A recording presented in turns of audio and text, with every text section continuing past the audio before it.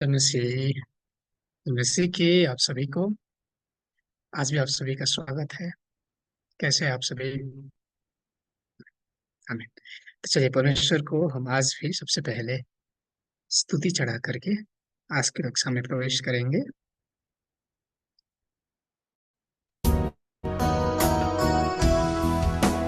यीशु मसीह तेरे जैसा है कोई नहीं। तेरे चरणों में झुके आसमां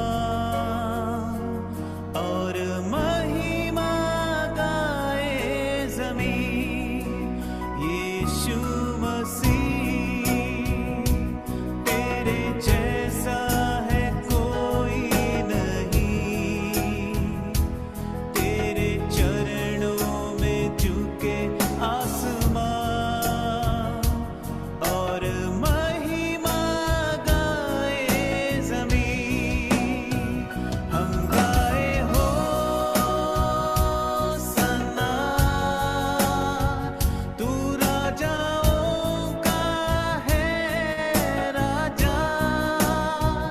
तेरी महिमा होवे सदा। तू है प्रभु हमारा खुदा। हम गाए हो सना, तू राजाओं का है राजा। तेरी महिमा होवे सदा।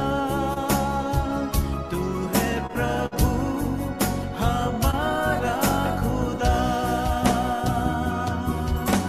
हालेलुया। आमीन। परमेश्वर की स्तुति हो, महिमा हो।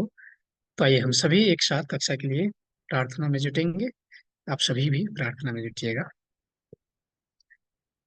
धन्यवाद ही धन्यवाद की योग्य नया आकाश, नई पृथ्वी, सिंचन जी के सृष्टिकर्ता सर्वशक्तिमान पिता परमेश्वर, धन्यवाद चढ़ाते हैं पिता।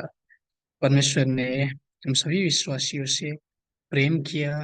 आज से 2000 वर्ष पहले अपने एकमात्र पुत्र को भेज करके प्रभु यीशु के लहू के माध्यम से हम सभी को पाप से स्वतंत्र करा करके पवित्र बनाने के लिए हरदम हमें अपने इन वचनों के समक्ष भी लेकर आ रहा है पिता। धन्यवाद चढ़ाते हैं। प्रभु यीशु ने आज से 2000 वर्ष पहले जो लहू बहाया था, उस लहू के माध्यम से वास्तव में लहू का असर आज दूसरे आगमन के समय परमेश्वर के नए राज्य और नई जाति 12 गोत्र उन लोगों में आकर के पूरी होती है पिता।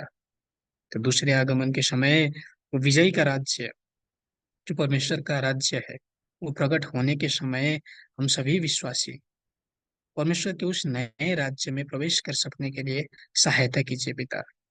चाहे संसार जितने भी इन वचनों को झूठा कहे, उत्पीड़न करे, परंतु यदि सचमुच हम बाइबल के अनुसार जीने वाले विश्वासी हैं, सचमुच सत्य को पालन करने वाले विश्वासी हैं, तो लोगों की सतावट के विषय में नहीं, लोगों के विचार को नहीं, परंतु बाइबल को देख करके आज दूसरे आगमन के उद्धार के स्थान को पहचान सके पिता। सहायता कीजिए, हर एक को उस स्वर्गीय ज्ञान बुद्धि विवेक से भरपूर कीजिए। और आज भी कक्षा के माध्यम से जो हम सीखेंगे, उसे सही तरीके से अपने मन और हृदय में रख करके दूसरे आगमन के उद्धार के स्थान को पहचानने में सहायता कीजिए पिता। प्रार्थना करते हैं। बाकी संपूर्ण समय पुनः परमेश्वर के हाथ में समर्पण करते हुए ये संपूर्ण विनती प्रार्थनाएं उद्धारकर्ता प्रभु यीशु ख्रिस्ट के नाम में चढ़ाते हैं। आमीन।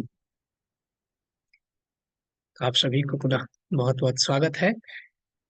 तो चलिए, बिना विलंब किए हुए हम कक्षा में प्रवेश करते हैं।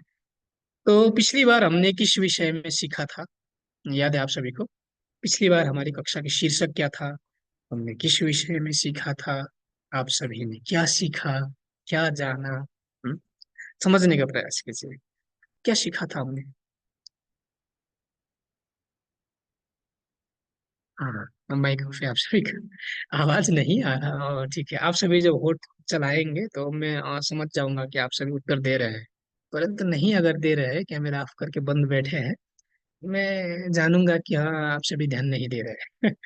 तो चलिए, तो पुनः स्मरण करने का प्रयास करें। पिछली बार हमने सीखा था उत्पीड़न और विजय का राज्य, शिनशानजी, इसके विषय में हमने सीखा था। इसके विषय में अगर हम बाइबल के इतिहास में देखें, आदम के समय से ही अगर हम देखें, तो हर एक समय क्या होते आ रहा है, जो परमेश्वर से जन्मे हुए हैं, आत्मा से जन्मे हुए हैं, उनको शरीर से जन्मे हुए लोग सताते आ रहे हैं, सताते आ रहे हैं। किस चीज के कारण? सत्य को प्रचार करने के कारण। सत्य को प्रचार करने के कारण परमेश्वर के द्वारा भेजे गए संपूर्ण लोगों को, दूतों को, हर एक समय के विश्वासियों ने मार डाला, सताया। ये बातें हमने पिछली बार देखा था। हर एक समय में अगर हम जाकर के देखें, तो सताने वाले लोग वास्तव में किसके समूह के लोग हैं? परमेश्वर के समूह के लोग हैं? नहीं, शैतान के समूह के लोग। और जो सताए जाने वाले, वो किसके समूह के लोग हैं?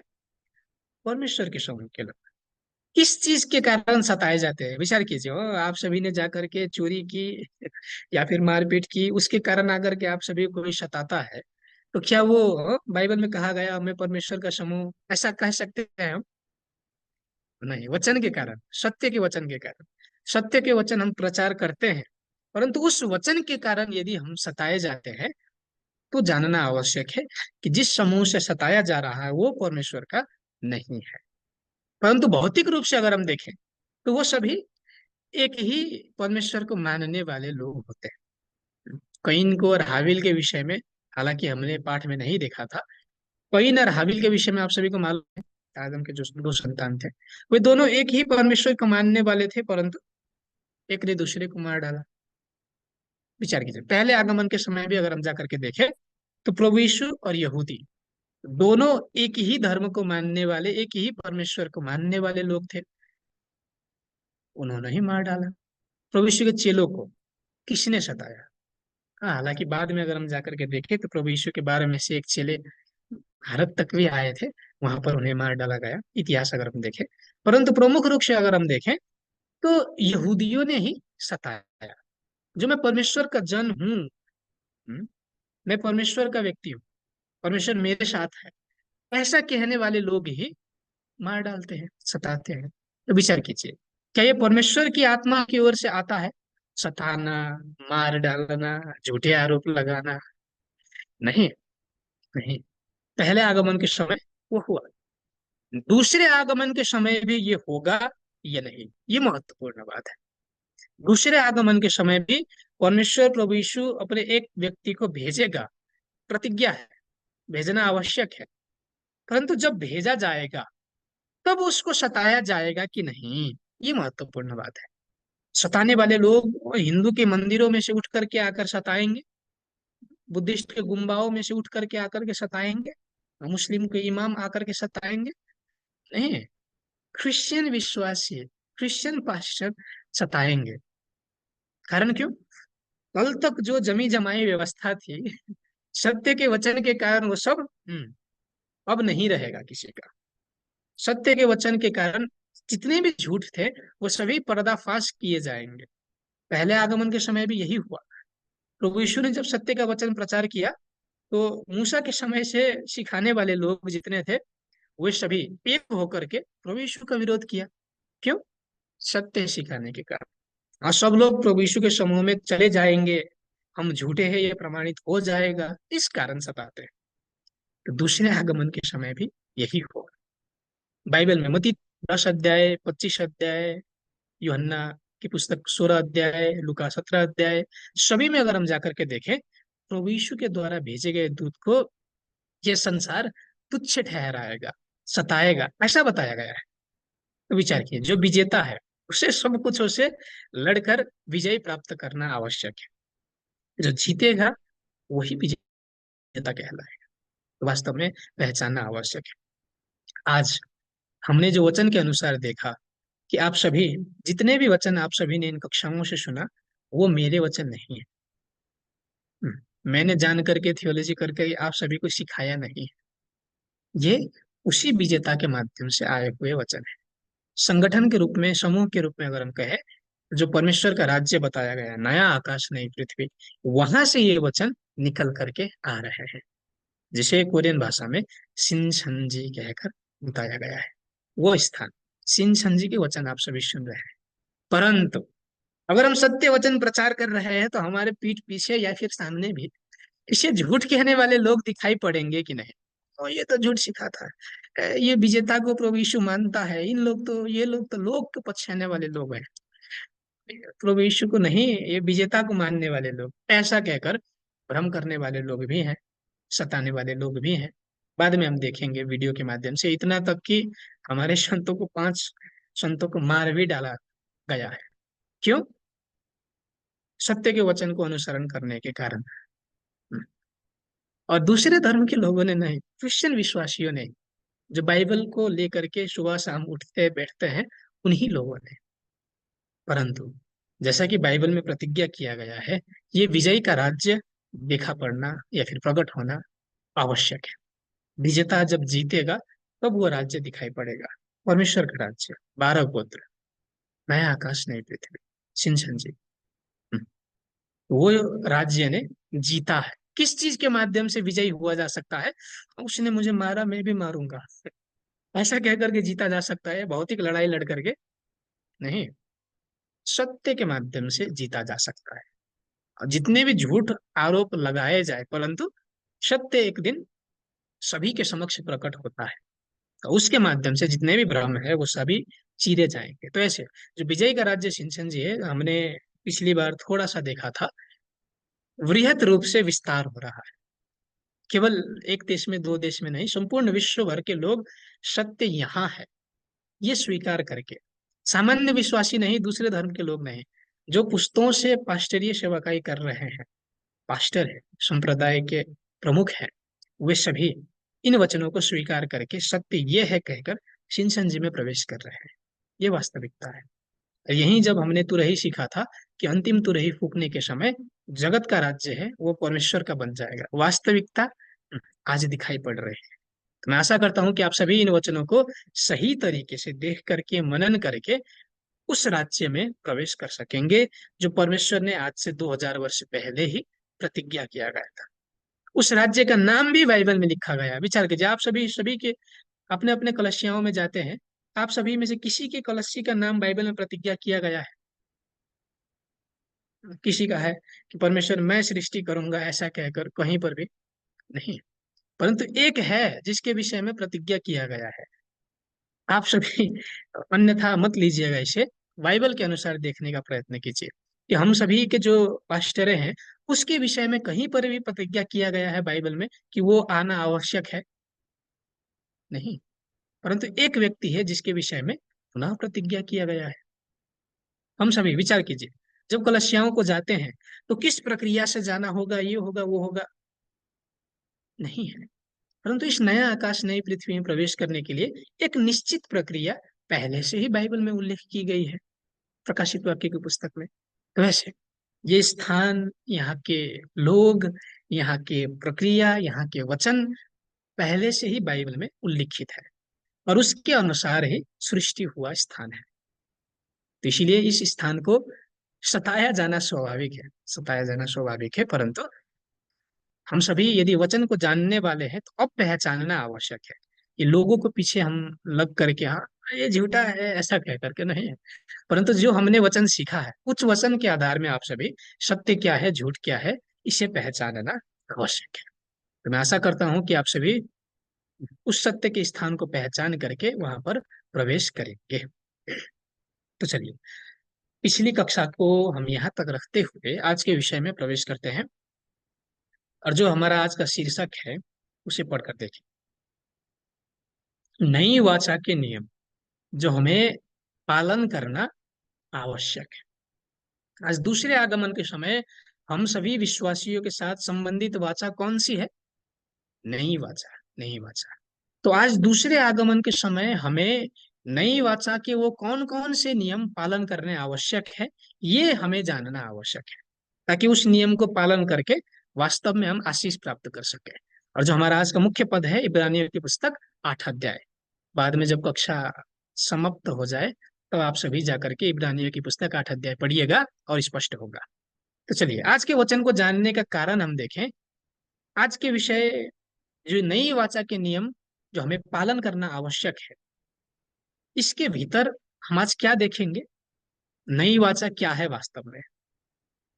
आसान से अगर हम कहें तो नई वाचा मतलब नई प्रतिज्ञा। प्रतिज्ञा जो प्रभु यीशु परमेश्वर पूरी करेगा, प्रतिज्ञा। और वो जितने भी प्रतिज्ञाएं हैं, वो वास्तव में अगर हम देखें तो हालांकि नए नियम की पुस्तक में है छीट फूट रूप से, परंतु शुरू से लेकर के अंत तक प्रकाशित वाक्य की पुस्तक में सभी प्रतिज्ञाएं ही है केवल। कैसे?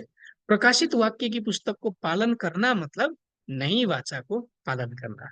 इसके विषय में आज हम सीखेंगे।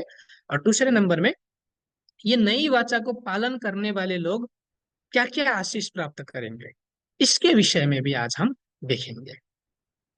सबसे पहले इब्रानियों की पुस्तक के विषय में देखें। इब्रानियों की पुस्तक अगर हम देखें तो कब लिखा गया था? आज से करीबन 2000 वर्ष पहले। किसके द्वारा लिख कर रखा गया था? प्रेरित पौलुस के माध्यम से उन्होंने लिख कर रखा। और इस मुख्य पद का जो 8 अध्याय है, उसका मुख्य सार अगर हम निकाल करके देखें तो विशेषकर क्या विषय वहां पर उल्लेख किया गया है? नई वाचा के नियम जो हमें पालन करना आवश्यक है, उस नियम के विषय में बताया गया है।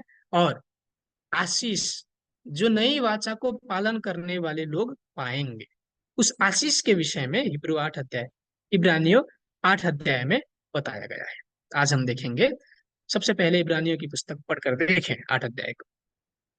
अब जो बातें हम कह रहे हैं, उनमें से सबसे बड़ी बात यह है कि हमारा ऐसा महायाजक है जो स्वर्ग पर महा महिमन के सिंहासन पर दाहिने जा बैठा है, और पवित्र स्थान और उस सच्चे तंबू का सेवक हुआ, जिसे किसी मनुष्य ने नहीं परंतु प्रभु ने खड़ा किया है। क्योंकि हर एक महायाजक भेंट और बलिदान चढ़ाने के लिए ठहराया जाता है, इस कारण अवश्य है कि इस याजक के पास भी कुछ चढ़ाने के लिए हो। यदि वह पृथ्वी पर होता तो कभी याजक ना होता, इसलिए कि व्यवस्था के अनुसार भेंट चढ़ाने वाले तो हैं। वे स्वर्ग में की वस्तुओं के प्रतिरूप और प्रतिबिंब की सेवा करते हैं। जैसे जब मूसा तंबू बनाने पर था तो उसे यह चेतावनी मिली, देख, जो नमूना तुझे पहाड़ पर दिखाया गया था उसके अनुसार सब कुछ बनाना। पर उन याजकों से बढ़कर सेवा यीशु को मिली, क्योंकि वह और भी उत्तम वाचा का मध्यस्थ ठहरा, जो और उत्तम प्रतिज्ञाओं के सहारे बांधी गई है। तो यहाँ पर अगर हम देखें तो जो पुराने नियम और नए नियम के विषय में थोड़ा सा बताया गया है। पुरानी वाचा में अगर हम देखें तो उस समय क्या हुआ करता था कि पहली वाचा जो व्यवस्था के अनुसार याजक क्या करते थे? भेंट चढ़ाते थे, भेंट बलि वगैरह चढ़ाते थे परमेश्वर को, याजक। परंतु नए नियम में अगर हम आकर के देखें तो उस याजक के स्थान पर अब वास्तविकता के रूप में प्रभु यीशु दिखाई पड़े, महायाजक के रूप में। महायाजक जिन्होंने चढ़ाया, क्या चढ़ाया? विचार के जब हमने धूप दान, धूप धूप का धुआं, ये सब सीखा था, तब याद है आप सभी को हमने क्या सीखा था? उसका मतलब क्या था? दृष्टांतों का मतलब याद है? कि प्रभु यीशु ने वास्तव में यहाँ पर अगर हम जाकर के देखें तो पुराने नियम में जो याजकों का काम क्या था? बलि चढ़ाना या फिर भेंट चढ़ाना। वैसे ही अब ये याजक परिवर्तन होके आत्मिक याजक का मतलब आसान भाषा में अगर हम कहें तो पास्टरों से है, जिनका काम है आराधना चढ़ाना परमेश्वर को। कैसे? प्रभु यीशु पुरानी वाचा को समाप्त करके, उसे पूरा करके नई वाचा के मध्यस्थ के रूप में दिखाई पड़े, और प्रभु यीशु ने नई वाचा बांधी। इब्रानियों की पुस्तक 8 अध्याय में यहाँ पर सब जितनी भी बात लिखी गई है, वो पुरानी वाचा के विषय में नहीं परंतु नई वाचा के विषय में लिखी गई है। ये बात हमें जानना आवश्यक है। अगर हम बाइबल का कार्य देखें, पुनः दोहरेगा ये कि मध्यम तह में ये निरंतर दोहराया जा रहा है ताकि हम स्पष्ट रूप से जान सके परमेश्वर क्यों काम कर रहा है। तो बाइबल का कार्य अगर हम देखें तो सबसे पहले परमेश्वर ने क्या सृष्टि की? स्वर्ग पृथ्वी यहाँ की सब चीजों को, मनुष्यों को सृष्टि किया परमेश्वर ने।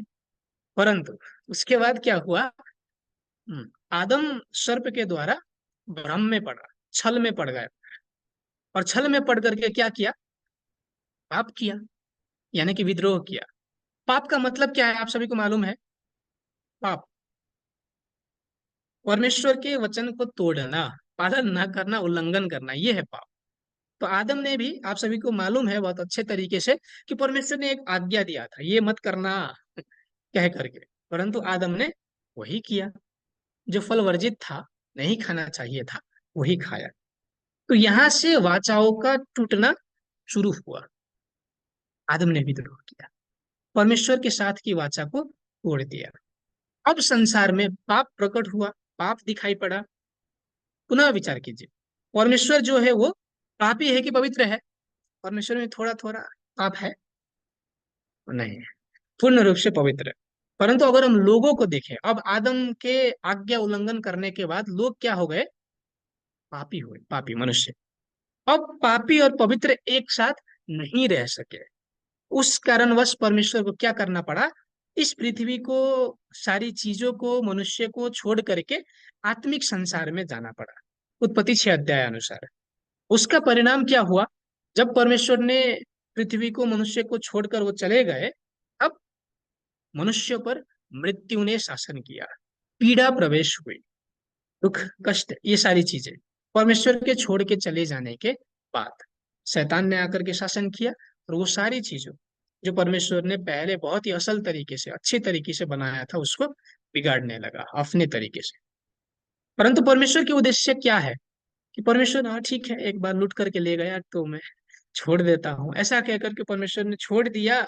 या फिर जो गुमी हुई चीज है, खोई हुई चीजों को पुनः वापस लाने के लिए काम कर रहा है परमेश्वर? काम कर रहा है निरंतर। विचार कीजिए, परमेश्वर अगर चाहता था एक चुटकी बजा करके पुनः सब कुछ नया हो सकता था कि नहीं? विचार कीजिए, कल्पना कीजिए। हो सकता है, संभव है। परंतु परमेश्वर के काम करने का तरीका वो नहीं है, वो नहीं। जैसे परमेश्वर के लोग को शैतान ने भ्रम में डाल करके परमेश्वर से अलग किया, परमेश्वर चाहता है कि उसे पहले लोग अच्छे तरीके से चीने, जाने, समझे, और उसके बाद परमेश्वर के समूह में आए। और इसके लिए परमेश्वर को अभी तक आते आते 6,000 वर्ष तक सब्र करके निरंतर काम करना पड़ा। परमेश्वर का उद्देश्य है जो खोई हुई चीजों को पुनः खोजने के लिए, वापस लाने के लिए 6,000 वर्ष काम कर रहा है। काम कर रहा है। और जो परमेश्वर का उद्देश्य क्या है वास्तव में, जो हमने बहुत बार सीखा है, पाप रहित संसार की सृष्टि करना, या पाप रहित चुने हुए लोगों को निर्माण करना। विचार कीजिए, अभी तक जितने भी चुने हुए लोग हैं, हम भी, हम पाप रहित हैं पूर्ण रूप से, कि हमारे अंदर भी पाप है? विचार कीजिए, हमारे अंदर पाप है कि नहीं? आप सभी के अंदर, मेरे अंदर भी पाप है। परंतु परमेश्वर की इच्छा या फिर परमेश्वर का उद्देश्य क्या है? ऐसा राज्य निर्माण करना जहां पाप नहीं है, पाप नहीं है। और वो राज्य बाइबल में अगर हम जाकर के देखें, तो नया राज्य, नई जाति, 12 पुत्र, जो प्रकाशित वाक्य की पुस्तक के समय सृष्टि होगा, वहां के लोग पूर्ण रूप से परमेश्वर की आज्ञाओं को पालन करेंगे। और अगर परमेश्वर की आज्ञाओं को पालन करेंगे, तो क्या पाप होते होते रहेगा? विचार कीजिए, अगर हमने परमेश्वर की वाचाओं को पालन करना शुरू किया, तो क्या हम पाप करते रहेंगे? नहीं। पाप हटने के लिए एक तो प्रभु यीशु ने लहू बहाया, उसके अतिरिक्त हमें क्या करना है? वाचाओं को पालन करना है। अगर हम वाचा को पालन करेंगे, तो धीरे धीरे हमारा पाप हटता जाएगा। और दूसरा क्या परमेश्वर करेगा पाप हटाने के लिए? अजगर को पकड़ेगा। जब तक अजगर, अजगर का मतलब शैतान से है, मनुष्य को पाप कराने के लिए उकसाने वाला कौन है? मनुष्य को, आदम को, हव्वा को किसने उकसाया? शैतान ने उकसाया। वही आत्मा जो आज से 2,000 वर्ष पहले आदम को जिसने भरमाया था, हव्वा को जिसमें भरमाया था, आज के समय भी अस्तित्व में है। और वो शैतान जब तक अस्तित्व में है, तब तक चुने हुए लोगों को भरमाते रहेगा, परमेश्वर की आज्ञाओं को उल्लंघन कराते रहेगा। इसलिए परमेश्वर की उद्देश्य क्या है? उस अजगर को पकड़ करके बांधना अथाह कुंड में। और वो जब पकड़ा जाएगा, उसके बाद किसी को भरमा नहीं पाएगा, नहीं भरमा पाएगा। और वहां से अब लोग पाप करना छोड़ेंगे, व्यक्तिगत पाप भी नहीं करेंगे। तीसरा क्या है उद्देश्य? तो ऐसे नया राज्य नई जाति सृष्टि हुई, जहाँ के लोग पालन करेंगे आज्ञाओं को, अजगर को बांध दिया गया। उसके बाद आत्मिक संसार और भौतिक संसार एक होंगे, विवाह दिखाई पड़ेगा, मेमने का विवाह, आत्मा और शरीर एक होकर के उसके बाद परमेश्वर पूर्ण रूप से पृथ्वी पर आकर के शासन करेंगे। ये है परमेश्वर का उद्देश्य। और इसके लिए सबसे पहले क्या करना आवश्यक है? परमेश्वर की वाचाओं को पालन करने वाले 12 गोत्र की सृष्टि करना आवश्यक है। ये 12 गोत्र जो परमेश्वर की आज्ञाओं को पूर्ण रूप से जानते हैं, उनको सृष्टि करना आवश्यक है। और वो सृष्टि करने के लिए परमेश्वर ने क्या किया? हर एक समय, आज केवल अचानक नहीं, हर एक समय परमेश्वर के उद्देश्य पूरा करने के लिए प्रत्येक युग में पास्टर चयन करके चुने हुए लोगों से वाचा करते आया। किसी एक व्यक्ति को चयन करके उसके माध्यम से चुने हुए लोगों से वाचा किया, अगर तुम वाचा पालन करोगे तो मैं ये दूंगा, राज्य बनाऊंगा, याजक बनाऊंगा, ऐसा निरंतर परमेश्वर ने वाचा बांधा। आप सभी को मालूम है, निर्गमन 19 अध्याय में जाकर के देखे तो जो पुरानी वाचा है, पहली वाचा किसके साथ बांधी गई? परमेश्वर और भौतिक इजरायलियों के साथ। क्यों बांधी गई? यदि उस वाचा का पालन करोगे तो मैं तुम्हें राज्य बनाऊंगा, अपना याजक बनाऊंगा, ये परमेश्वर ने प्रतिज्ञा की। परंतु क्या चुने हुए लोगों ने सही तरीके से वाचाओं को पालन किया? नहीं किया। प्रकाशित वाक्य में जाने से पहले निर्गमन की पुस्तक में अगर हम देखें 20 अध्याय में, तो वहां पहला आज्ञा क्या था? 10 आज्ञाओं में से पहला आज्ञा कि परमेश्वर को छोड़ दूसरे को ईश्वर कहकर ना मानना, ना पूजना। परंतु चुने हुए लोगों ने क्या किया? हारून ने भी, सुलेमान ने भी अन्य जाति की ईश्वरों की सेवा की, मूर्ति पूजा की। यहां से परमेश्वर की आज्ञाओं का उल्लंघन हुआ। होशे की पुस्तक 6 के 7 में अगर जाकर के देखें, तो जब राजा सुलेमान ने विद्रोह किया, परमेश्वर की आज्ञाओं को तोड़ दिया, उसके बाद वहां के प्रजाओं ने भी निरंतर मूर्ति पूजा की। समूल रूप से परमेश्वर का आज्ञा उल्लंघन हुआ, वाचा वहां पर टूट गया। उसके बाद परमेश्वर ने क्या प्रतिज्ञा की? भौतिक शरीर से जन्मे हुए लोगों ने निरंतर, चाहे आदम के समय हो या नूह के समय हो, मूसा के समय हो, भौतिक इजरायलियों के समय हो, हर एक चुने हुए लोगों ने क्या किया? परमेश्वर की आज्ञाओं को उल्लंघन किया, उल्लंघन किया, उल्लंघन किया। तो परमेश्वर अब प्रतिज्ञा क्या करता है कि मैं अब नई सृष्टि करूंगा, नई सृष्टि। ये भौतिक शरीर से जन्मे हुए लोगों ने निरंतर आज्ञाओं को भंग किया, तो इसलिए मैं नई सृष्टि करूंगा। ये प्रतिज्ञा यिर्मयाह की पुस्तक में करता है परमेश्वर। और वो नई सृष्टि का मतलब क्या है? प्रकाशित वाक्य की पुस्तक में जाकर के उसका मतलब समझ में आता है कि नया राज्य, नई जाति, वो सृष्टि करना जो कभी परमेश्वर की आज्ञाओं को उल्लंघन नहीं करेंगे, वो जाति सृष्टि करने की प्रतिज्ञा करता है। और वो नया राज्य, नई जाति मतलब प्रकाशित वाक्य 21 अध्याय में नया आकाश, नई पृथ्वी, ये सृष्टि करने की प्रतिज्ञा पुराने नियम से ही है। और वो नई सृष्टि के लिए अब 2 प्रतिज्ञाएं की, और 2 प्रतिज्ञाएं क्या थी? शरीर से नहीं, अब आत्मा से जन्मे हुए लोग चाहिए। और वो आत्मा से जन्म लेने के लिए 2 प्रकार के बीज बोए जाएंगे, ये प्रतिज्ञा। और उसके बाद नई वाचा बांधने की प्रतिज्ञा। ये 2 प्रतिज्ञाएं की गई यिर्मयाह की पुस्तक में। और उसी के नतीजा स्वरूप क्या हुई? पहले आगमन के समय 2 प्रकार के बीज बोए गए। प्रभु यीशु ने अच्छी बीज बोई, उसके बाद शैतान ने आकर के जंगली पौधों को भी वहीं पर डाल दिया। हम्म। 2 प्रकार के बीज का मतलब आप सभी को मालूम है। बीज, वचन, सत्य के वचन और झूठे वचन, दोनों एक ही खेत में प्रभु यीशु को विश्वास करने वाली कलीसियाओं में ही बोए गए। और वहां से 2 प्रकार के लोग, आत्मा से जन्मे हुए लोग, शरीर से नहीं, आत्मा से जन्मे हुए लोग अब बढ़ रहे हैं, बढ़ रहे हैं। और उसके बाद लूका की पुस्तक में जाकर हम देखें तो प्रभु यीशु ने नई वाचा भी बांधी, प्रभु यीशु के लहू द्वारा नई वाचा स्थापित की गई। तो वैसे आप सभी जो फ्लो है वो समझ रहे हैं कि परमेश्वर के चुने हुए लोगों ने विद्रोह किया, शरीर से जन्मे हुए लोगों ने निरंतर भंग किया आज्ञाओं को। तो परमेश्वर ने क्या कहा? अब मैं आत्मा से जन्मा हूं। आत्मा से जन्माने के लिए दो प्रकार के बीज बोऊंगा, नई वाचा बांधूंगा, और उसकी पूर्ति के स्वरूप पहले आगमन के समय दो प्रकार के बीज बोए गए। अब आत्मा से जन्मे हुए, वचन से जन्मे हुए लोग परमेश्वर के चुने हुए लोग हुए। नई वाचा भी बांधी गई, और इस नई वाचा को पालन करने वाले लोग कौन है, विचार करना आवश्यक है। ये नई वाचा क्या उस भौतिक इजरायलियों के साथ ही पुनः बांधी गई? भौतिक इजरायलियों के साथ ही नई वाचा किसके साथ बांधी गई? संबंधित पक्ष कौन है नई वाचा के? इसे पालन करना आवश्यक है। नई वाचा हमें, हम विश्वासियों को प्रभु यीशु ने अपने चेलों के साथ बांधा था। नई वाचा क्रिश्चियन विश्वासियों के साथ संबंधित वाचा कौन सी है? नई वाचा। और वो नई वाचा को पालन करना आवश्यक है। हमने पहले भी सीखा था कि उस नई वाचा का विषय क्या है वास्तव में। कि दूसरे आगमन के समय फसह का भोजन पुनः दिखाई पड़ेगा। कहां से? परमेश्वर के राज्य से दिखाई पड़ेगा। और जब तक परमेश्वर के राज्य में ना हो, तब तक फसह का भोजन खाने को नहीं मिलेगा, मैं नहीं खाऊंगा, ऐसा प्रभु यीशु ने कहा। परमेश्वर का राज्य दिखाई पड़ना आवश्यक है, वहां से फसह का भोजन निकलेगा, उसके बाद खाया जाएगा। ये प्रतिज्ञा है।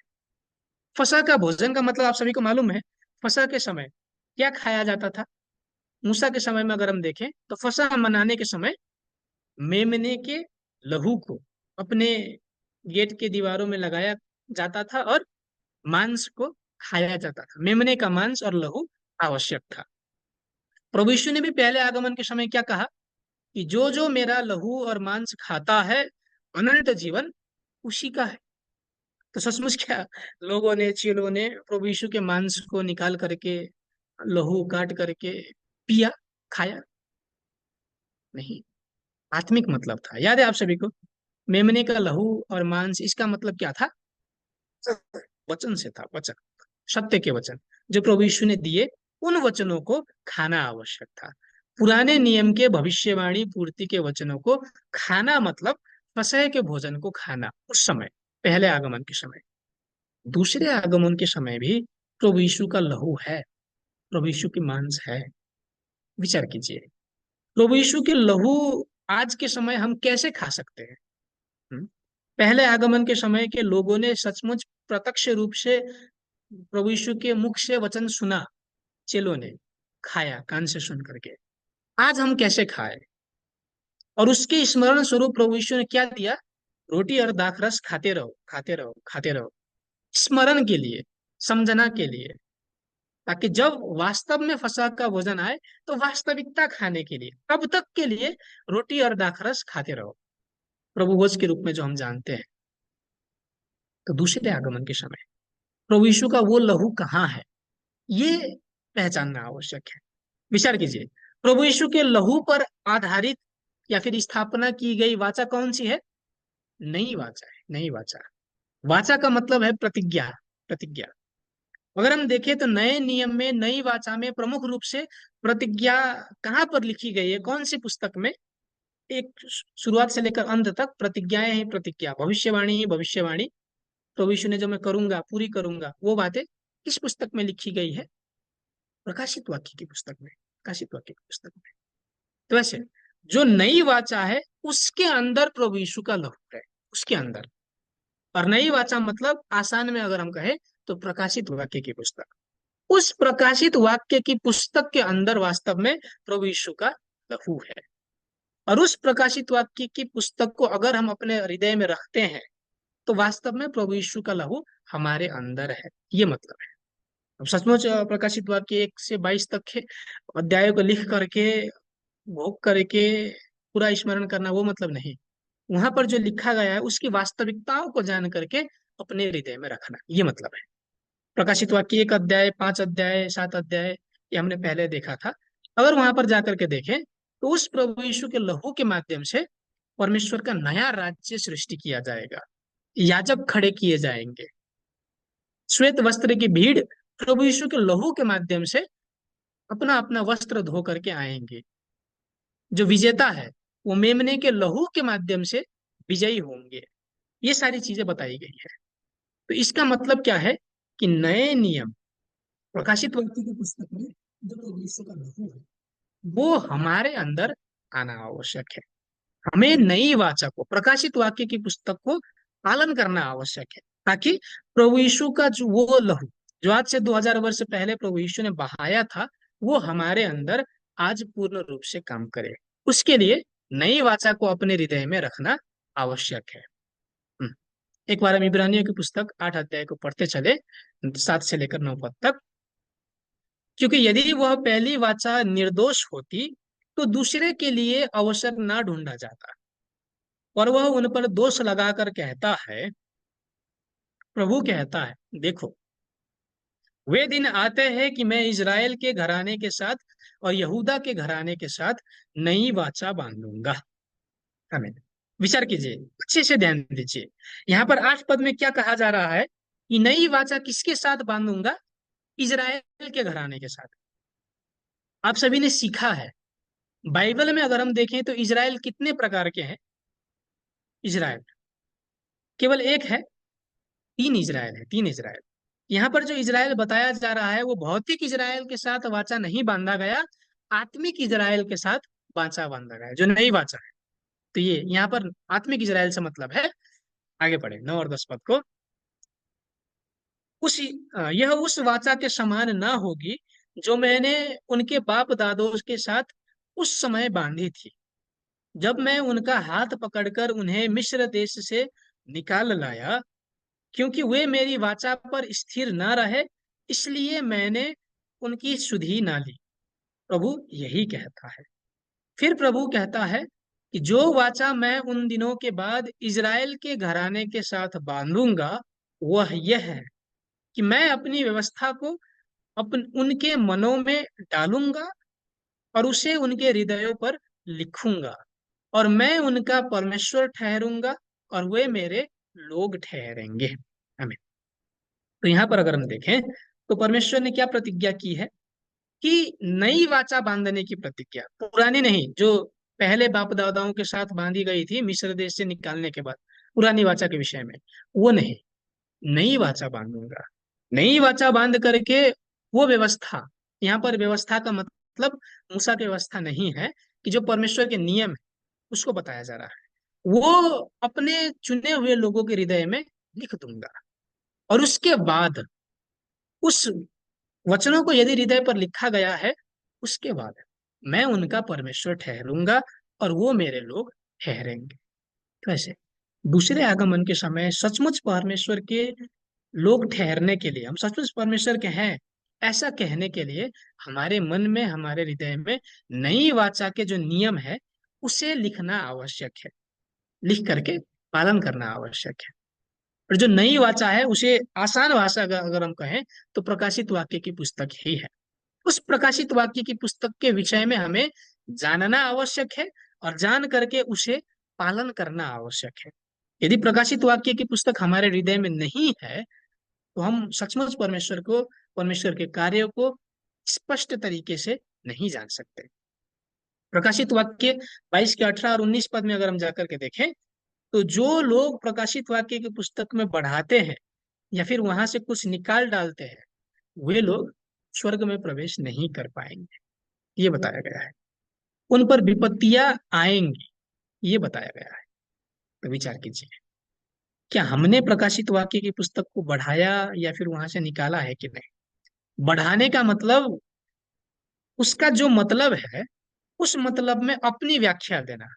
मानिए वहां पर लिखा गया है प्रकाशित वाक्य की पुस्तक में समुद्र, और उस समुद्र की व्याख्या जो परमेश्वर देना चाहता है उसे ना दे करके अपने विचार से, हाँ मेरे विचार में ये होगा, ये करना मतलब बढ़ाना। और घटाना या फिर निकाल डालना मतलब उसको ना जानना। यदि हमें प्रकाशित वाक्य की पुस्तक के विषय में कुछ भी ज्ञान नहीं, तो हमने वहां से निकाल डाला है, घटाया है, ये मतलब है। तो दूसरे आगमन के समय अनिवार्य रूप से नई वाचा को पालन करने के लिए प्रकाशित वाक्य की पुस्तक को जानना आवश्यक है। और कैसे जानना आवश्यक है? हूबहू, कि जो परमेश्वर जैसे बताना चाहता है उस तरीके से उनकी वास्तविकताओं को जानना आवश्यक है, अपने इच्छाओं से नहीं।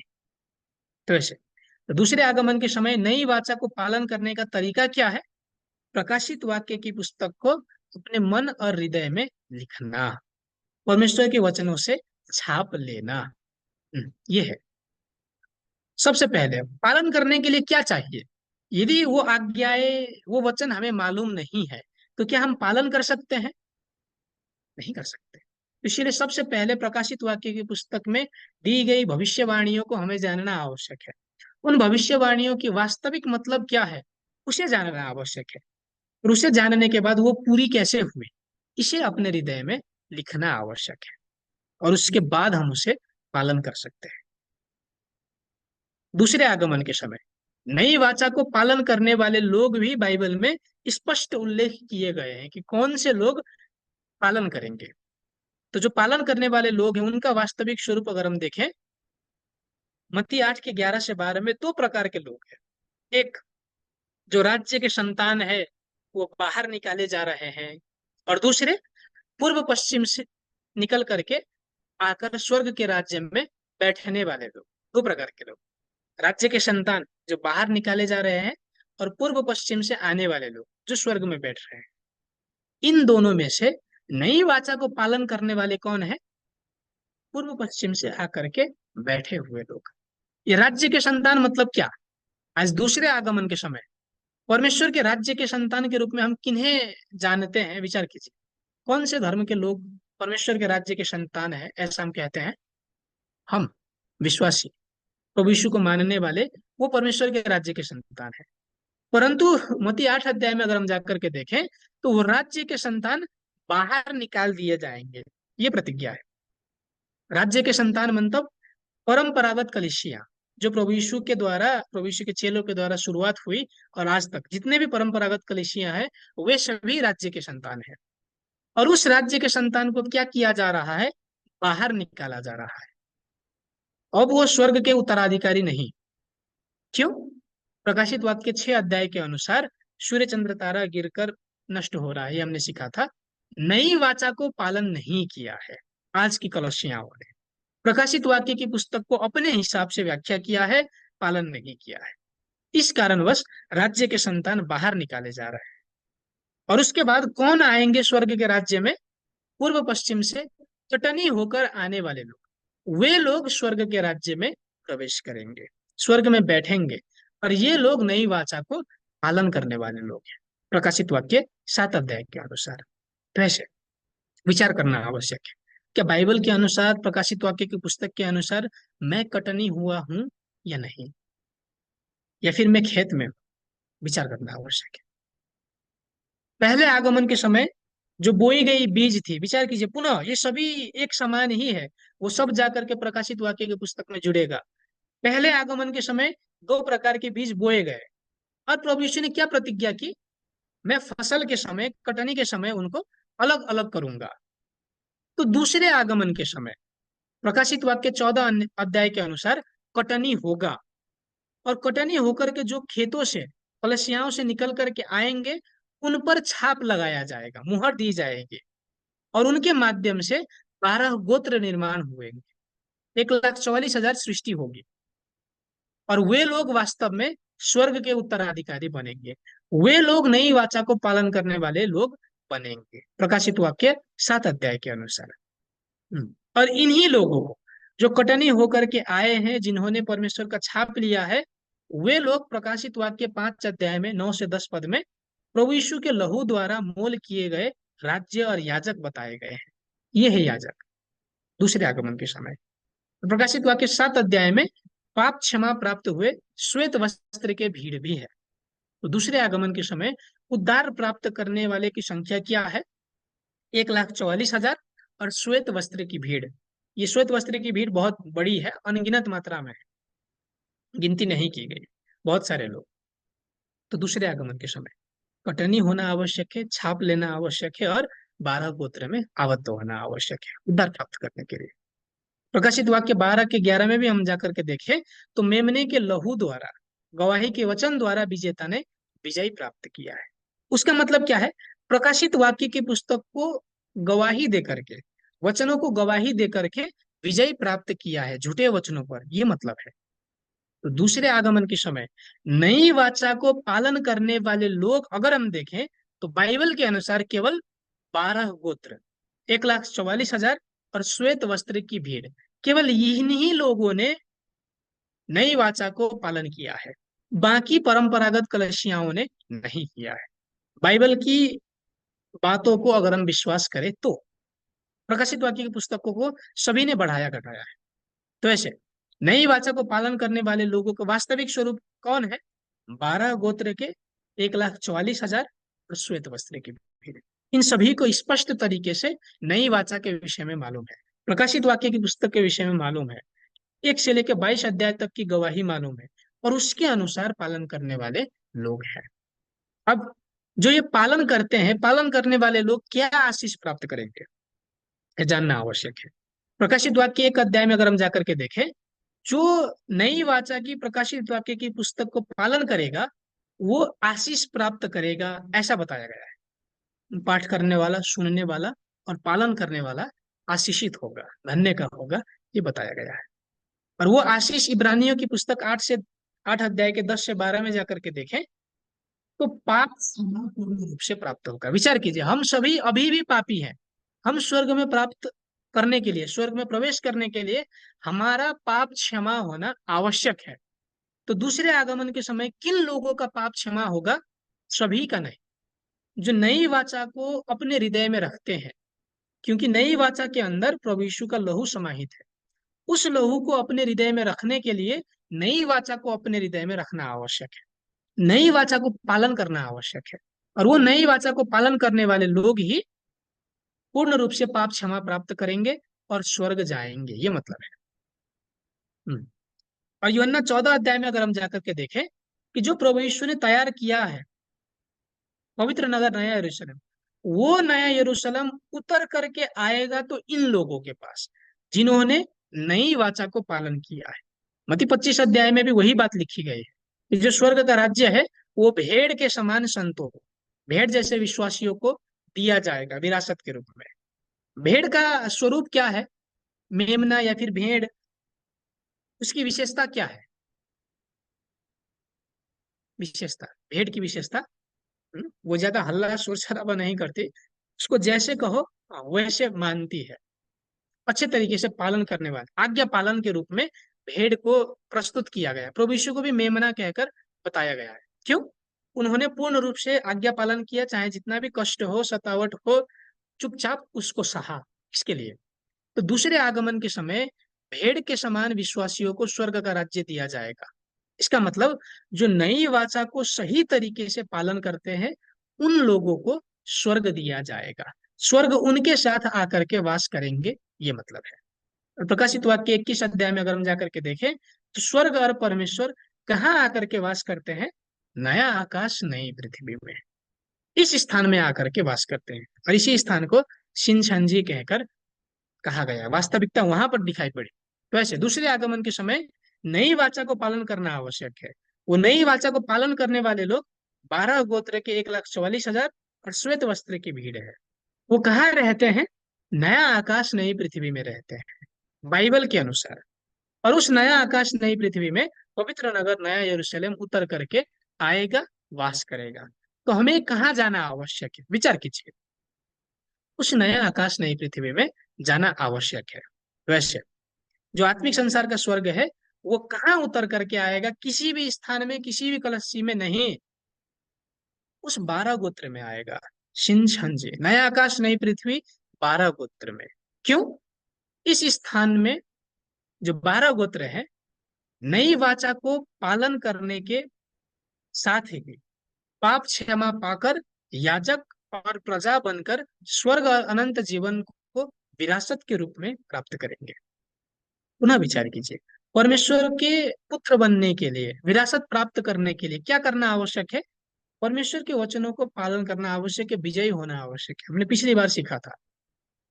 दूसरे आगमन के समय नई वाचा को, जो प्रतिज्ञाएं हैं, उसको वास्तव में पालन करना आवश्यक है। प्रकाशित वाक्य की पुस्तक को पालन करना आवश्यक है, और वो पालन करने के लिए जानना आवश्यक है सबसे पहले।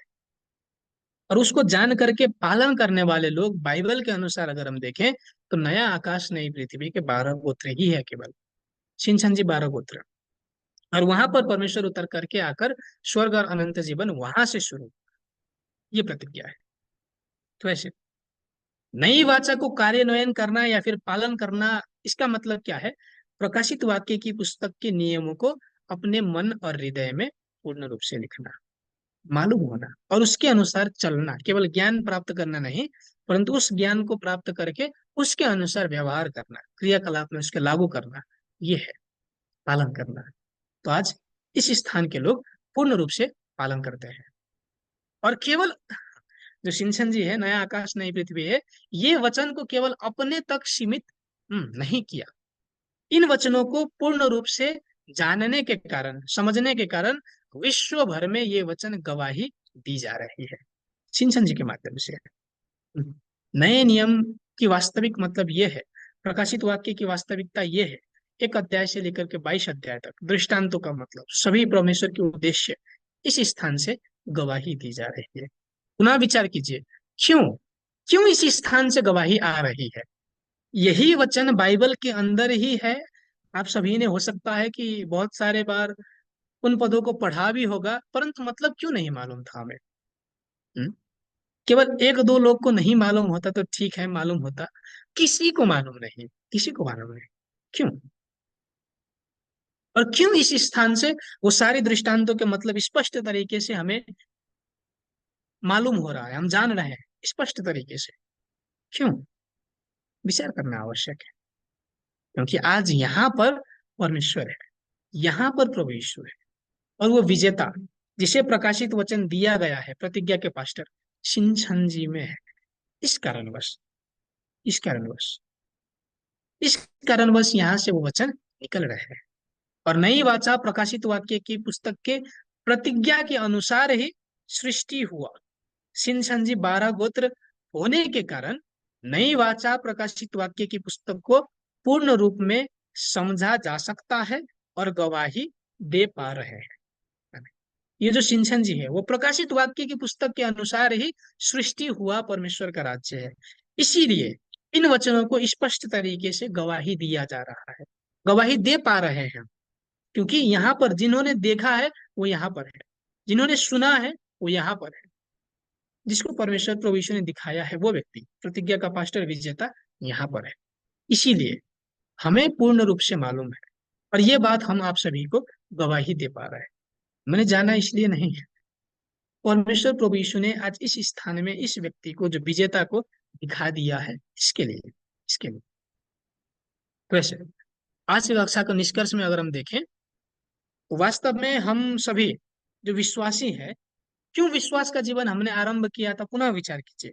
प्रभु यीशु को हो सकता है हम सभी ने बहुत सारे अपने अपने हिसाब से, बहुत सारे तरीकों से हम प्रभु में आए, मसीह को स्वीकार किया। हो सकता है आप सभी में से बहुत सारे लोगों ने चंगाई के माध्यम से प्रभु को स्वीकार किया हो, या फिर अपने मित्र के माध्यम से, परिवार के माध्यम से, बहुत सारे माध्यम हो सकते हैं, उसके माध्यम से हम सभी विश्वास में आए।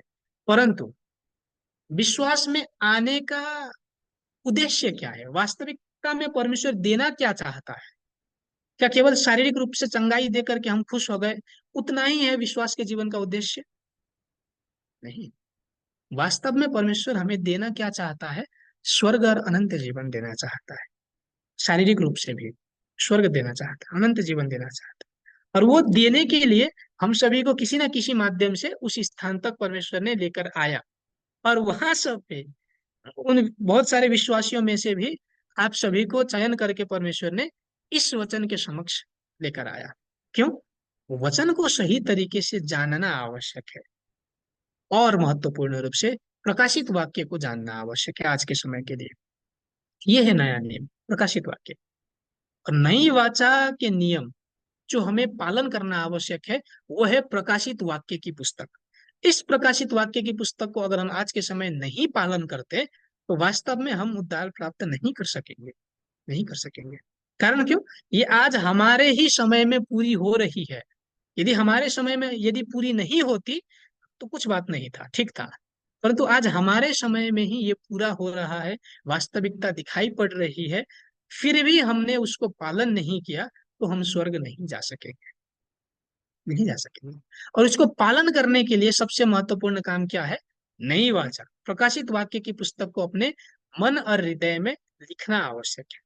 कि वो भविष्यवाणियां क्या है, उसे जानना आवश्यक है, और वो पूरी कैसे हुई उसे भी जानना आवश्यक है। नई वाचा को पालन करने वाले और पालन ना करने वाले लोगों का परिणाम क्या होगा, नतीजा क्या होगा। नई वाचा को पालन करने वाले लोग प्रभु यीशु के लहू द्वारा पाप क्षमा प्राप्त करेंगे, स्वर्ग जाएंगे वास्तव में। परंतु नई वाचा को पालन न करने वाले लोग कौन है, जो प्रकाशित वाक्य की पुस्तक को बढ़ाते हैं या फिर घटाते हैं, अपने हिसाब से व्याख्या करते हैं, वे लोग स्वर्ग नहीं जा पाएंगे, नरक जाएंगे। ये बाइबल का बहुत ही तीता, बहुत ही कठिन सत्य है, जो हमें स्वीकार करने में कठिनाई हो रही होगी। कड़वी, कड़वा कड़वा सत्य है। जो नई वाचा के नियमों को पालन करने वाले लोगों के वास्तविक स्वरूप अगर हम देखें, वास्तविकता बाइबल में प्रतिज्ञा किया गया अनुसार शिनशानजी 12 गोत्र, नया आकाश नई पृथ्वी के 12 गोत्र, केवल यही लोग वास्तव में नई वाचा को पालन करने वाले लोग।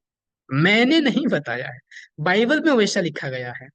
बाइबल में ही पहले से ही परमेश्वर का नया राज्य 12 गोत्र सृष्टि होगा, वहां के लोग कटनी होंगे, छाप लगाए जाएंगे, और वहां पर आकर के मैं वास करूंगा। ये पहले से ही प्रतिज्ञा है। तो इसीलिए पहचानना आवश्यक है, क्या मैं प्रकाशित वाक्य की पुस्तक के अनुसार सृष्टि हुआ हूं या नहीं, ये जानना आवश्यक है। प्रकाशित वाक्य की पुस्तक को पालन करना मतलब क्या। एक नंबर में परमेश्वर के बीज से जन्म लेना आवश्यक है। विचार कीजिए, हम सभी, मेरा अनुभव अगर मैं आप सभी को बताऊं, इन वचनों को पाने से पहले सत्य के वचन नहीं थे। बाइबल प्रचार तो किया था, वचन सिखाया भी था, परंतु अपने हिसाब से।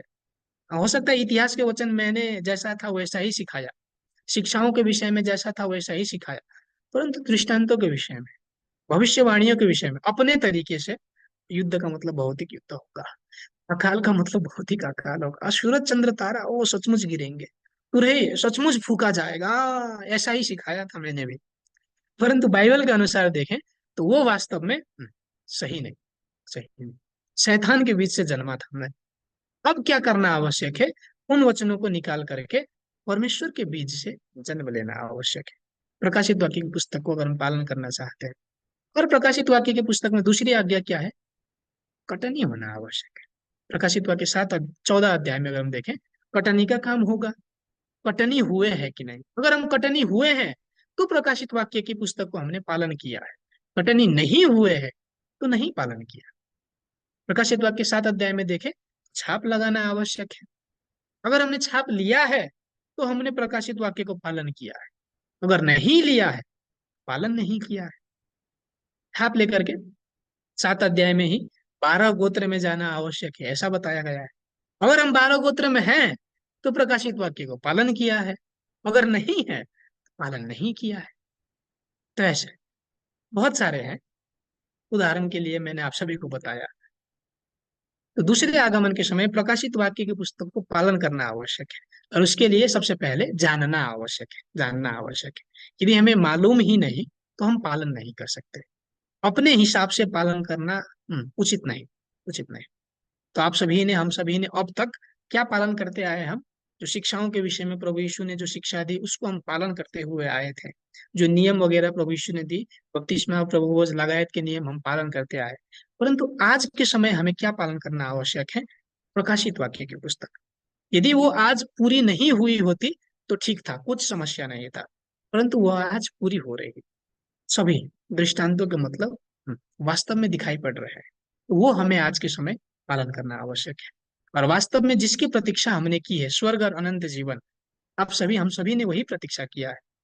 परंतु हमने थोड़ा सा क्या विचार किया था कि हम जब मरेंगे उसके बाद हम ऊपर जाएंगे, आत्मिक संसार में स्वर्ग में परमेश्वर के साथ रहेंगे। ये हम सभी की कल्पना थी, मेरा भी, आप सभी का केवल नहीं। परंतु वास्तव में अगर हम बाइबल में देखें तो एक समय ऐसा आएगा जब हम ऊपर नहीं जाएंगे, स्वर्ग नीचे आएगा, ये प्रतिज्ञा है। और उस समय जब स्वर्ग नीचे आएगा, हमें तो जाकर के वहां पर रहना आवश्यक है। कहाँ आएगा वो स्वर्ग, आपके स्थान पर आएगा, मेरे स्थान में आएगा, आपकी कलशी में आएगा, मेरी कलशी में आएगा, कहाँ आएगा। जहां पर आएगा वहां जा करके रहना आवश्यक है। और बाइबल में अगर हम देखें तो नया आकाश नई पृथ्वी कहकर कहा गया है, पर्वत के रूप में सिय्योन पहाड़ कहकर कहा गया है, उसी स्थान में आकर रहेगा। तो आप सभी को, हम सभी को विश्वासी के नाते क्या करना आवश्यक है, बाइबल में बताया गया उस नया आकाश नई पृथ्वी को पहचानना आवश्यक है। सियोन पहाड़ को पहचानना आवश्यक है। यदि एक भौतिक पहाड़ होता तो कुछ समस्या नहीं था, हम सभी को मालूम होता। किंतु वो आत्मिक है। नया आकाश सचमुच एक बन जाता तो कितना आसान होता जाने के लिए, परंतु वो नहीं, आत्मिक है। हम्म, उसका मतलब कुछ और है। तो इसीलिए उसको पहचान करके वास्तव में अगर हम वहां जा पाए तो ही हम परमेश्वर के संतान होकर के विरासत में स्वर्ग और अनंत जीवन को प्राप्त कर सकेंगे।